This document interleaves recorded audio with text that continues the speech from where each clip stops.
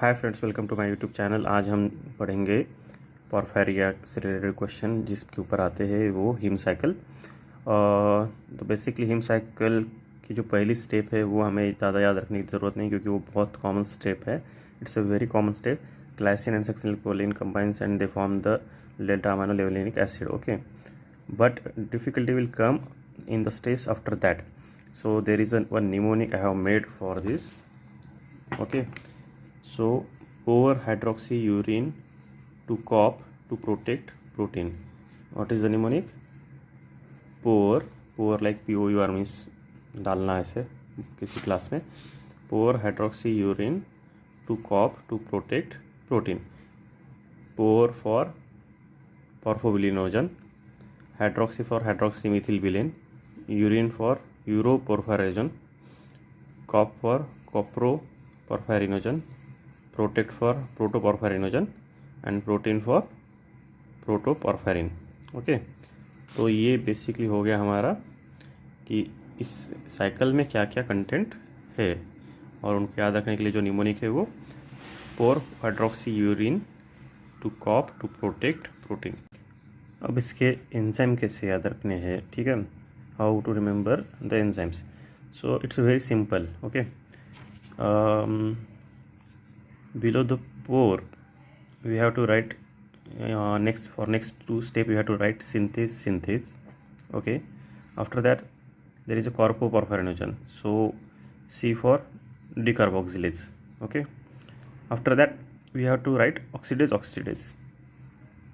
So what is the sequence? Below the pore synthase, after that two times synthase means synthase carboxylase oxidase, synthase carboxylase oxidase. Okay, so it's a synthase. So what will it synthase? Hydroxymethylbilane synthase, uroporphyrinogen synthase. So you have to written the name which is going to synthesize.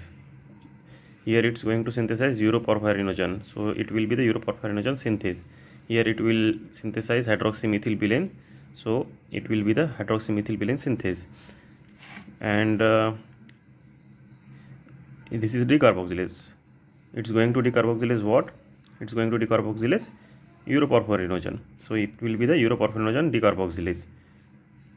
After that there is oxidase. So what will it oxidize? It will oxidize coproporphyrinogen, so it will be the coproporphyrinogen oxidase. It will be the protoporphyrinogen oxidase. So synthase decarboxylase oxidase. Okay, very simple and very easy to remember. And remaining two enzyme, you know, they are very common, so you need to remember and you need to focus more on these enzymes. Okay, so this will be the final list of enzymes and substrates. ALA dehydratase. Okay, ALA synthase, after that ALA dehydratase, hydroxymethylbilinogen synthase. What is the sequence? Synthase decarboxylase. After that oxidase, synthase decarboxylase oxidase. But obvious, what will it synthesize from the porphobilinogen? It will synthesize hydroxymethylbilane, so it will be the hydroxymethylbilane synthase. Uroporphyrinogen synthase, uroporphyrinogen decarboxylase, coproporphyrinogen oxidase, protoporphyrinogen oxidase. जो वो synthesise करने वाला है उसके next जो करने वाला है उसका नाम सिंथेस को देना है। जिसको डिकार्बोक्सिलेज करने वाला है उसका नाम डिकार्बोक्सिलेज को एंड ऑक्सीडेज को देना है। यानी ऊपर के सबस्ट्रेट का नाम ऑक्सीडेज एंड डिकार्बोक्सिलेज को देना है, नीचे वाले का नाम सिंथेस को देना है। बस यही सिंपल ट्रिक है, बाकी कुछ नहीं है। It's not that much difficult cycle.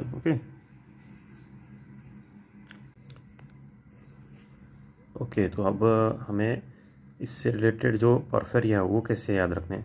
तो ALA डिहाइड्रेटेज का तो हम याद रख सकते हैं कि ALA डिहाइड्रेटेज डिफिशियंसी पॉरफेरिया है। ओके, ठीक है, तो उसे भूल जाते हैं। अब हमें पोर से याद रखना है, मीन्स पॉर्फोबिलिनोजन से लेके हीम तक याद रखना है। तो उसके लिए क्या निमोनिक है? सिंपल निमोनिक है। सबका इनिशियली हमें पकड़ना है और उसको दो स्टेप में याद रखना है। पहला है एक्यूट कंजेनाइटल पॉरफेरिया, एक्यूट कंजेनिटल पोरफेरिया, यहाँ पे रुकना है। फिर उसके बाद हमें क्या कहना है, hereditary variant of erythroblast, sorry वो लिखते वक्त हो गया, hereditary variant of erythroblast, acute congenital porphyria, hereditary variant of erythroblast. तो एक्यूट का क्या है, एक्यूट इंटरमिटेंट पोरफेरिया। कंजेनिटल का क्या है, कंजेनिटल एरिथ्रोपोएटिक पोरफेरिया। पोरफेरिया का तो पोरफेरिया क्यूटेनिया टार्डा है, उसको याद रखने के लिए आप ये भी याद रख सकते हो, क्यूटेनिया टार्डा का सी से रिलेटेड है बोल के, डिकार्बोक्सिलेज। ओके, तो उसके बाद क्या बोला मैंने, एक्यूट कंजेनिटल पोरफेरिया, ये हो गया यहाँ पे खत्म। Acute for acute intermittent porphyria, congenital erythropoietic porphyria and porphyria for porphyria cutanea tarda. तो यहाँ पे ये खत्म हो गया, ठीक है। अब नेक्स्ट स्टेप क्या है, हेरिडिटरी वेरिएंट ऑफ एरिथ्रोब्लास्ट। तो हेरिडिटरी कॉर्पोपोरफेरिया वेरिएंट का वेरिकेट पोरफेरिया एंड एरिथ्रोपोएटिक का एरिथ्रोब्लास्ट हो जाए, ठीक है। क्या है, मेरे हिसाब से ये सबसे आसान है, acute congenital porphyria, acute congenital porphyria, otherwise you can remember ACP, okay, ACP।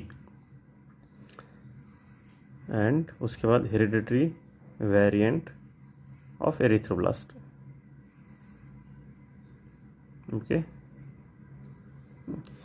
ये आपको याद रहेगा। एक बार फिर से रिवाइज कर लेते हैं। ये पहली स्टेप्स तो हमें याद है, ग्लाइसिन सक्सिल कोलिन DALA, ये कहाँ से सिंथेस होता है, DALA सिंथेस से, ALA डिहाइड्रेटेज से पोरफोबिलिनोजन में कन्वर्ट होता है। तो अब यहाँ से याद रखने के लिए क्या है, सबस्ट्रेट को याद रखने के लिए por hydroxy urine to cop to protect protein, okay.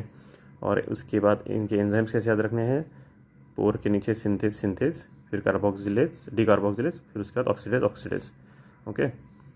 और एंजाइम्स को याद रखने के लिए ACP याद रख सकते हैं या एक्यूट कंजेनिटल पोरफेरिया याद रख सकते हैं।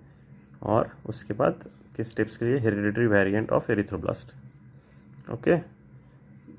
इसके ऊपर कंफर्म क्वेश्चंस आएंगे, मैक्सिमम चांसेस है कि इसके ऊपर क्वेश्चन आ सकते हैं, ये बहुत इंपॉर्टेंट टॉपिक है। अब अगले वाले वीडियो में मैं आपको बताऊंगा कि acute intermittent porphyria, congenital intermittent porphyria, congenital erythropoietic porphyria, इन सब में क्या क्या सिम्टम्स दिखते हैं, ओके। तब तक हमारे चैनल को सब्सक्राइब कीजिए और इस वीडियो को लाइक कीजिए।